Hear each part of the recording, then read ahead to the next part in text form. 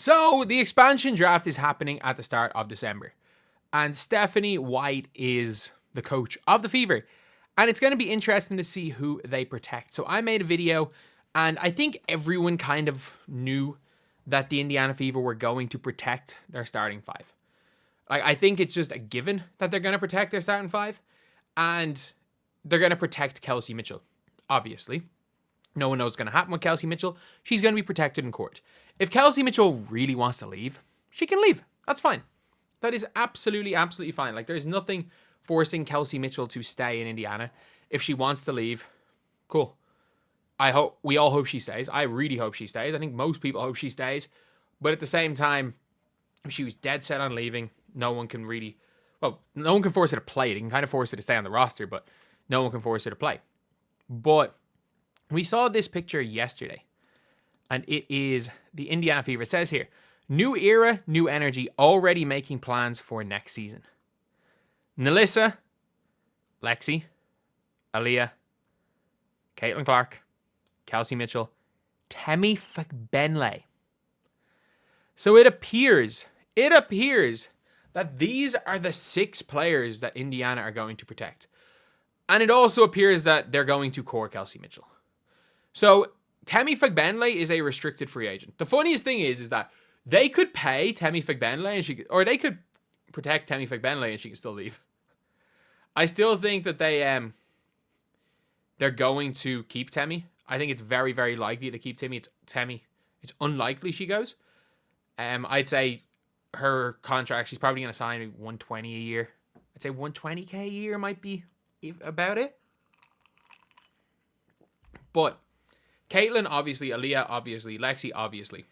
Mitchell, again, unless she really, really wants to leave or really, really wants to be a Valkyrie, you're still going to protect her anyway. And then Nilissa Smith. So I predicted Grace Berger to be protected.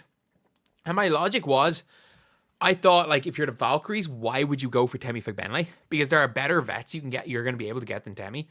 And there are worse young players than maybe Christy. Maybe they just wouldn't want Christy Wallace. But I would have thought that maybe Damaris Dantas would have been more. I still don't think Damaris Dantas. I thought she maybe would be more valuable than Temi, but I thought Grace Berger was extremely valuable. I would have probably prayed that Katie Lou or Damaris Dantas were going to be taken in that draft. Because maybe, again, Katie Lou, Katie Lou's from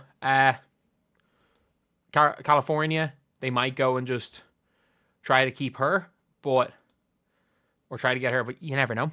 You never know. Either way, though, this seems to be it.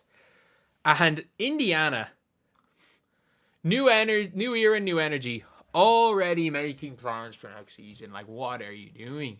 What are you doing, Indiana? Like, you have genuinely, like, all you've done here is effectively,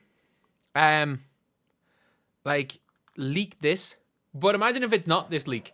You've leaked, we're planning for next year with 2 free agents. Like, no Victoria Saxton. None. Because you're pretty sure that they're going to be staying, I guess. But that is that's probably the biggest surprise of it all, that it's like, again, today. And I wonder what, like this, here it is. Here's some of the responses on Reddit from this. Repost, Indiana Fever posted this picture, deleted shortly after by the Fever. People are theorizing these are the 6 protected players. Yeah, it is. It is. Temi's protected. She was injured. She was first connected with Caitlin. Temi Fagbenle would be great. Like, they're going to want to keep Temi at all costs. That's the player I'm most nervous about the Fever not protecting. I was nervous about Grace Berger. Honestly, my money is on social media. Admin had no idea what they were getting themselves into over secretly leaking 6 players. Because, yeah, I think they saw the comments were like, OF, and I actually commented there was a lot of but Alyssa. It is an interesting one. I think it's likely. It literally was posted the final day, or is today, the day before they had to put them. But, this may have been a serious goof. Hideous AIR. I don't hate it. It doesn't really look like Stephanie White, but like, that looks like Temi. It definitely looks like Nilissa. I don't hate it. But let's see what play they're running. It's a play against a static 2-3. What? What? I have no idea what that play is. What that play is meant to be on the board.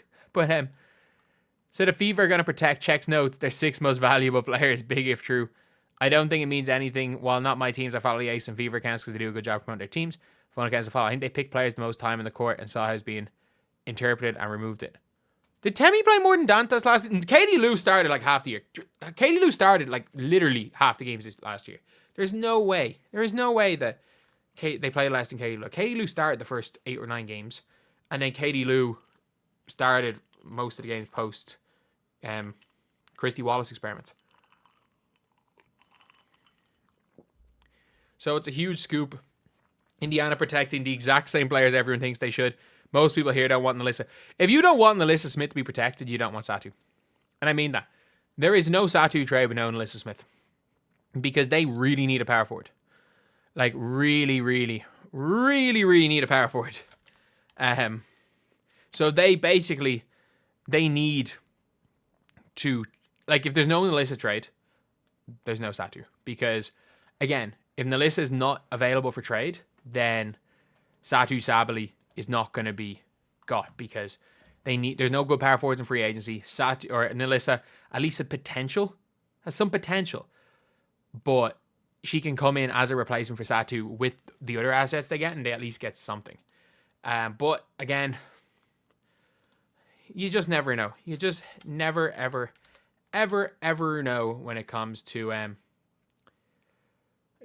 it comes to the WNBA. Like, nothing will surprise me. But this is a competent franchise. They're going to keep the players that have the most value, whether it be on the court or in the trade room.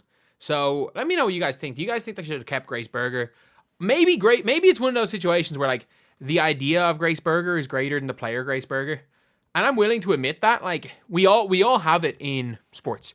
Like, as a Leeds fan, everything is, there was the almost obvious one was there was a season where we had a guy named Izzy Brown. We had a guy, Izzy Brown, never got on the pitch, but he was really highly regarded at Chelsea, and it was all, once Izzy Brown comes in, Izzy Brown needs to play, Izzy Brown needs to play. And he played, he was bad, and his career has been a disaster. To be fair, because of injuries, but still, there's a load of situations like that. And maybe it's one of them. Maybe I'm completely wrong when it comes to Grace Berger, but I really do like Grace Berger as a backup point guard. Maybe she does want a smaller backup point guard, but I don't know. It'll be interesting to see. Like, the Sun found Burton last year who got cut, and Burton was a very good backup point guard. So you just never know what type of players that this team's going to find. I hope they do look overseas with a lot of things. And there are a lot of overseas point guards that I actually don't mind the Fever looking for if they are going to replace Grace Berger. Like, I think you can. Grace Berger is probably easier to replace than Temi Fagbenle, to be honest. So, yeah, probably going to be arguably their starting 5 or 4 of their starters plus whoever they trade Nalissa Smith for. And then maybe they keep their draft pick. See you guys.